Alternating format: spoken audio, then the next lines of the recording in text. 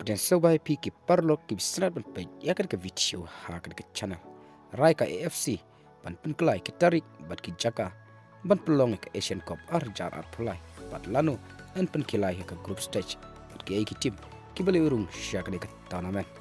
ka Asian Football Confederation kala rai ban Pynkylla ki tarik bat ki Jaka ban pynlong ke Asian Cup jar pulai aka jingsha ka China kadai kari ke ban host ke Asian Cup jar pulai kabar sedang nadu kat ndriu tarik ubnai Jun hadu kat ndriu tarik ubnai Julai cuma senam jar pulai androina kadau COVID-19 ke Asian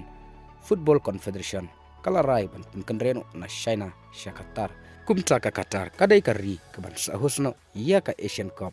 jar pulai ka AFC kala rai ru ban Pynkylla ya ki tarik na kamta ban yalekai haka Asian Cup jar pulai kumne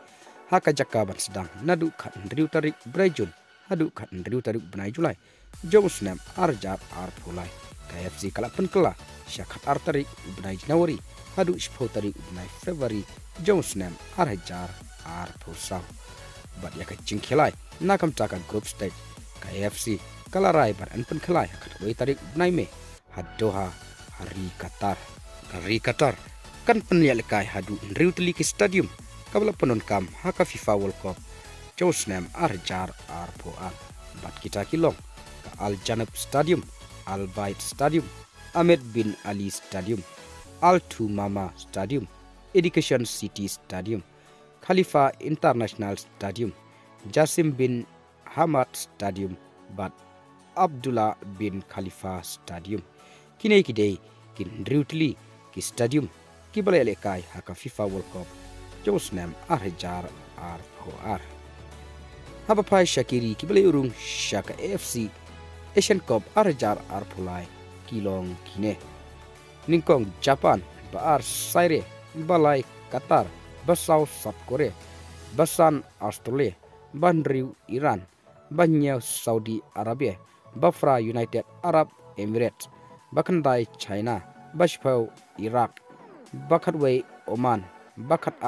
Vietnam bakat lai Lebanon bakat Sau Palestine, bakat San Uzbekistan, bakat Ndriu Thailand, bakat Nyau India, bakat Fra Hong Kong, bakat Kendai Tajikistan, baar Pau Kyrgyzstan, baar Puwei Bahrain, baar Puar Malaysia, baar Pulai Jordan, bat Arpusau Indonesia. Kini kidai ki Arpusau Telikiri ki baleurung Shaka AFC Asian Cup jar pulai. Teparlok tang ni kikubo ngangai pilas ngotu ingin saya kendu hakoi pat ke video kublai shibun.